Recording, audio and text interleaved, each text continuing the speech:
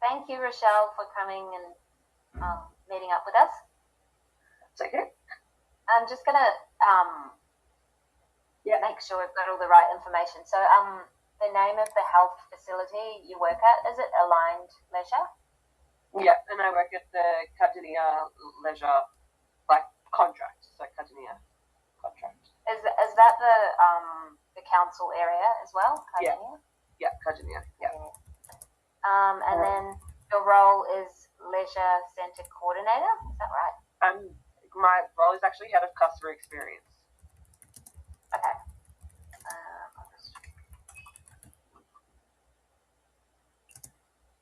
Sorry. And how would you describe your role? Like, just a short description of the role. Anything customer experience. So, forward-facing socials, marketing, any feedback. I manage a team. I also look after the cafe team and then the marketing team as well. So just anything, customer experience. Okay, cool. After. Yeah.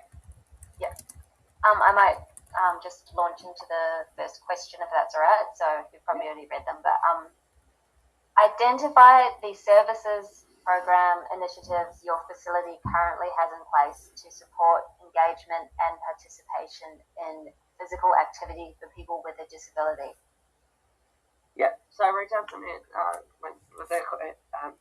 answers, so I will look on my notes. But we obviously have accessible parking. We allow service animals throughout the centre, so not just in the pool area. It's the pool, the gym, the stadium. We have aquatic wheelchairs. We also have designated programs, so we do swimming lessons, gym sessions, and stadium sessions with a few disability groups. And then we also have a standard access and inclusion swimming lessons, which is one-on-one with a teacher.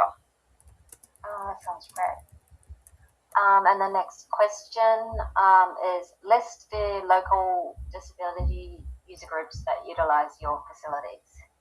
So we have quite a lot that come into the facility just independently. So whether it's just a worker with a couple of clients, but the big groups that use our centre is Outlook, Windara, Bridge, and then we've just recently brought on Live to Achieve.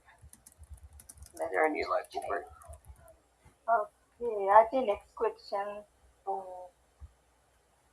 Question 4. Yeah. So describe how your facility works with local council and local disability user groups to enhance services for people with a disability. Yeah, so we regularly meet with the different groups that we know use our centre regularly and discuss the programs that we do run with them and make sure that they're still suitable for the customers and then what else can we be offering and if there's any facility upgrades that we need to reach out to council to get sorted to make their experience better.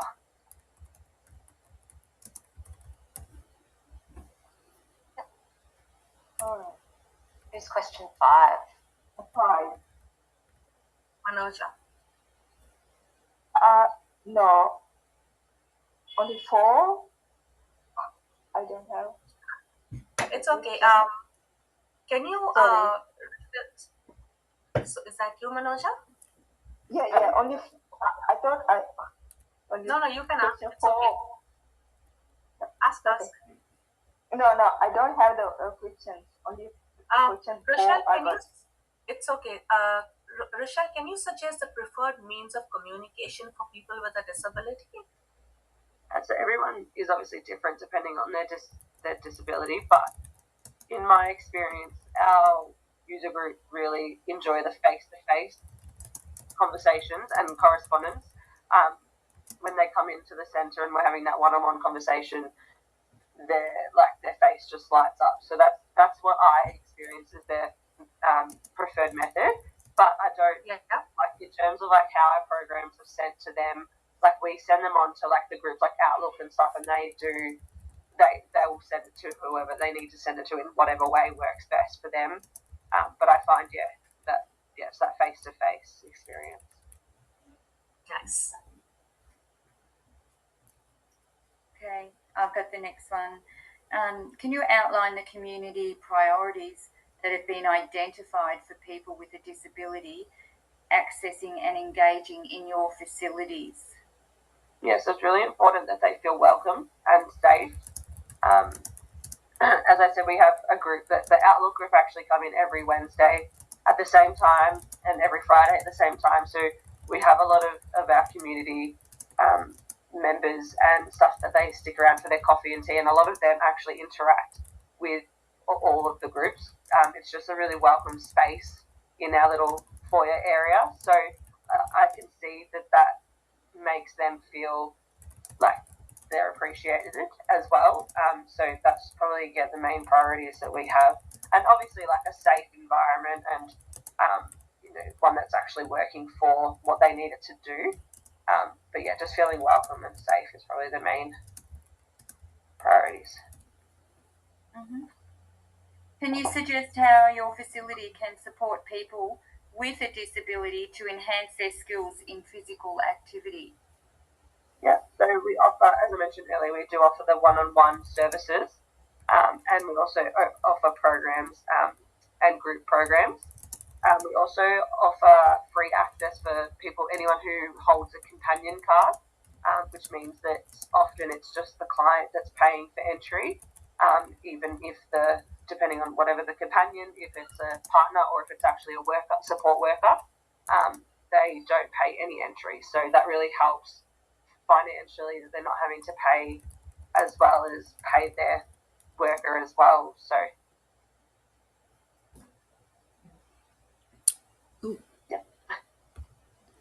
Awesome. So my question is, how does promoting inclusion and accessibility for people with a disability assist in maintaining sustainability of your facility? Specifically, describe how it maintains environmental sustainability. Yeah. So as I said, I did look up and put some answers together. Yeah. Just because obviously there's quite a lot of questions. I didn't want to stuff anything up. But for environmental, that we need to make sure that the program spaces and resources are designed to be usable by everyone. So also an inclusive design. This is probably more at the start of a build, but like the inclusive design reduces the need for future upgrading of the facilities, and then accessible facilities also encourage the community participation. So we're not just singling out certain people that can participate in our facilities. Very good. And the economic sustainability?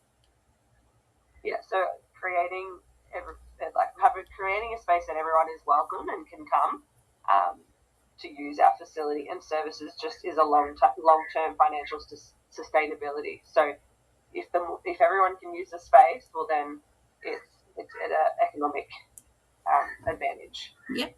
And your workforce sustainability? So I don't know how certain people read this, but I've more read this as like just having an inclusive workplace, but like for staff, from the staff side, not so much from like as a customer side, but it helps to attract and retain diverse employees and improves staff satisfaction and build a positive workplace culture. So hopefully that's the right angle. Yeah, I think so. And the social sustainability, please. So encourages participation from all community members, promotes belonging and also well-being and a safe environment. Thank you. Nice. Rochelle, we need to establish whether a new leisure-based program that caters specifically for people with disabilities is a priority for your facility. So, as I said, we do work with lots of different groups, and we've just started working with this group called Live to Achieve. They reached out to us and they were really interested in doing one of our group fitness classes, which is stretch and release, which is just, I'm not sure if everyone knows it, it's a stretch class, and they focus on like slow movement and just releasing anything. And we were trying to decide if that was going to be in inclusive, like were they wanting to be within like our regular class or to create a whole class just for those participants. And they actually opted for the solo class, so just an individual class with just the Live to Achieve group would be best for their participants. And then now they actually alternate weeks. So one week they'll do the stretch and release, and then the other week they'll do a gym session with one of our head PTs, which is really cool that they've just expanded that program, and it's not just every fortnight, they're now coming in weekly. No, that's awesome.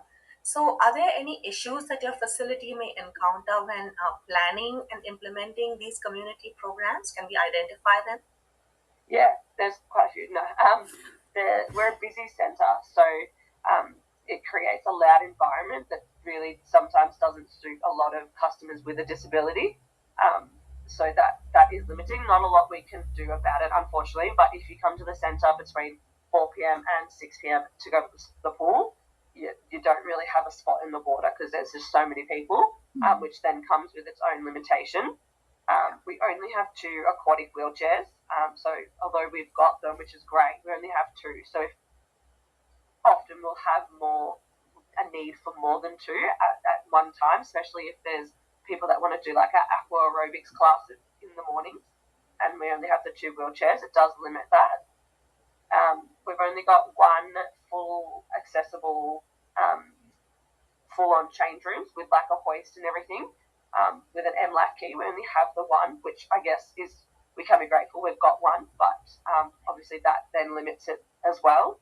And then we also have a lack of like family accessible change rooms. So we have a lot of parents with children that have a disability that don't know where they actually fit in getting like where do they get changed.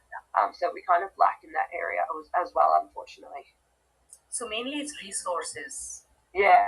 Space and effective space for these things. Yeah. Like the programs and stuff, we can, like as I said, we can change and mold to like what the customers are wanting, and we take on feedback if it's not working or and fix it. But it's the facility that is kind of limiting us in areas. No, that's great. Thank you so much. I've done my placement with you, so I know how busy it is, and I know how much and how much you offer for people with disabilities. And I also know what the resources are. So it's lovely to hear this from you. And thank you ever so much for taking the time. I know how busy you are too, especially with your new role. So thank you, Rochelle, for coming in and answering all our questions for us. That's okay. Rochelle. Thanks, Rochelle. Thank you. Thank Thank you. you. Thank you very much. Thank you. So that was nice. Yeah. That was good. Yeah. So